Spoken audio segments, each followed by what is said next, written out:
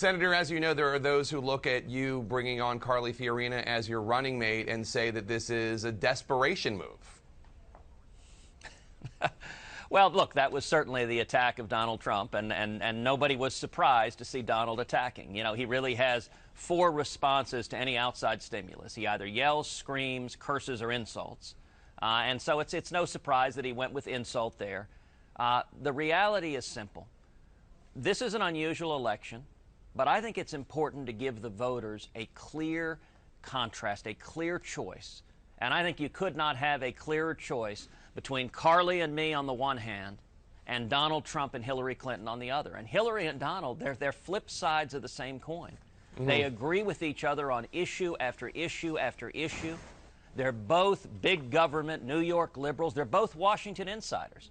Hillary has made millions selling power and influence in Washington, and Trump has made billions buying politicians like Hillary Clinton. I think people are fed up with the bipartisan corruption of Washington that Donald Trump and Hillary Clinton embody, and they want instead a positive, forward-looking, optimistic campaign based on real solutions to the problems people are Senator, facing. when Carly Fiorina was on this very program back in January, she cast you in that same world. Take a listen.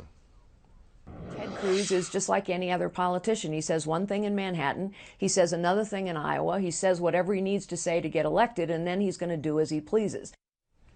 I mean, Carly Fiorina just a few weeks ago was saying that you were part of this cartel that you attack.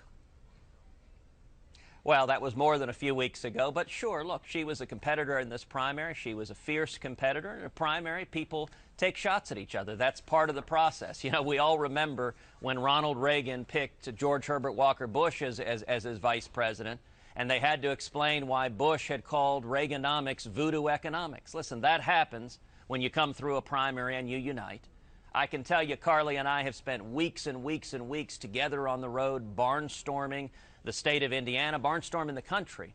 And I have gotten to know and respect Carly. She's an extraordinary leader. You know, she rose from being a secretary all the way to being CEO of the largest technology company in the world, the first female CEO of a Fortune 20 company in history.